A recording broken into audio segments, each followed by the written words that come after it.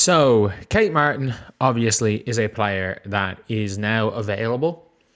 And we are going to be talking a little bit in this video about her potential fit with the Indiana Fever and whether or not I think the Indiana Fever should pull the trigger on this one. And contrary to popular belief, this is not a home run perfect signing for the Fever, like bringing in a 4 or a good rebounding 6'1", 3, or a athletic 5, or even just a giant. There's a lot of home run potential signings for the Fever. This is not one of them. But as the title of this video very much says, this is the perfect signing and will change everything for the Fever jersey sales. Kate Martin might be the leading jersey seller for the Fever next year because everybody already has Caitlin Clark jerseys. Kate Martin, as a 12th player, is realistically,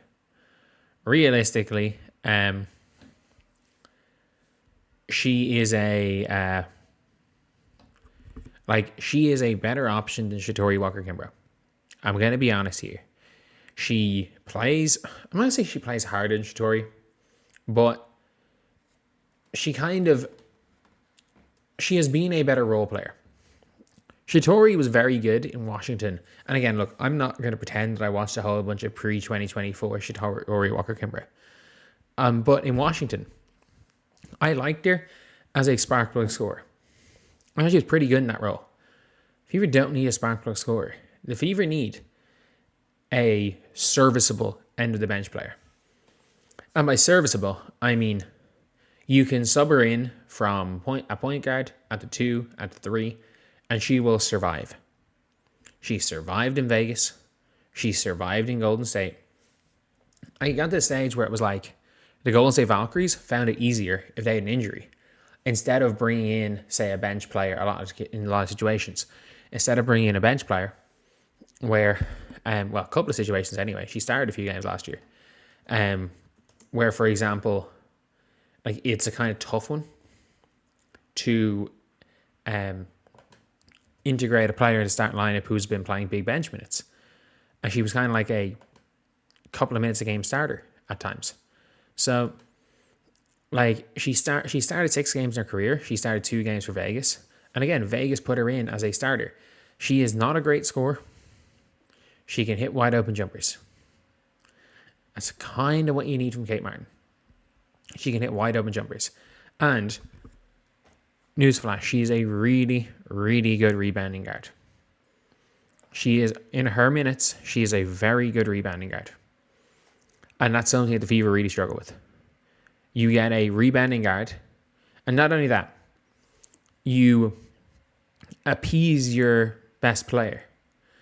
Like the Indiana Fever waived Celeste Taylor and Maya Caldwell because they want to keep Aaliyah Boston happy by keeping her best friend Victoria Sachs on the team. The Indiana Fever drafted another one of Aaliyah Boston's best friends in Bree Hall. The Indiana Fever have done everything they can to appease Aaliyah Boston by basically bringing in her mates. Can the Fever do it with Kate Martin? I don't know.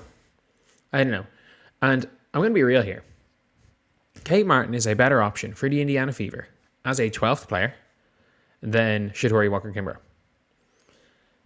She just is. She's a better player than Shatori. She's on a better deal, as in she's on a minimum this year and next year. You know she's completely fine playing a 0 minute a game role if that's what's needed. Not only that, like last season, she saw the floor in 42 games for a team who were as good as the Fever. She played 16 minutes a game for a team who the Fever overtook on the last game of the season in the standings. She played 16 minutes a game. It's not like she was a player that never really saw the floor. She played 16 minutes. She averaged 8 points a game in the playoffs last year. Kate Martin averaged 8 points per game in the playoffs. Like Walker-Kimbrough averaged, I'm going to tweet this out, I'm like, Kate Martin averaged 8 points per game in the playoffs last year.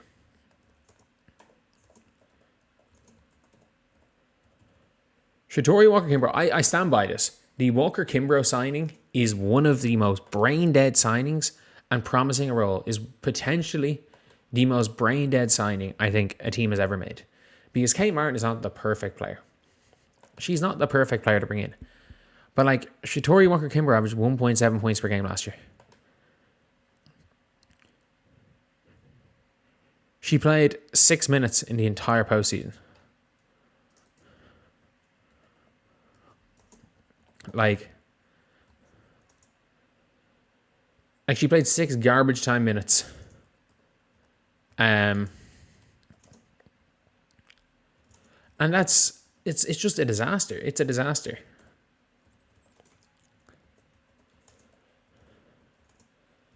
Like, I don't think Kate Martin is the perfect player, but she's a better player. They should cut Shatori Walker-Kimbrough first. Like,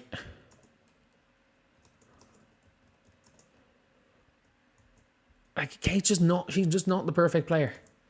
But it is one of these things. The Shatori Walker-Kimbrough signing will gladly piss off. Will genuinely piss off every single fan. Every single fan. I'm not joking when I say that. Like, every fan that was excited for Justine Bissott got pissed off the second Walker-Kimbrough was announced.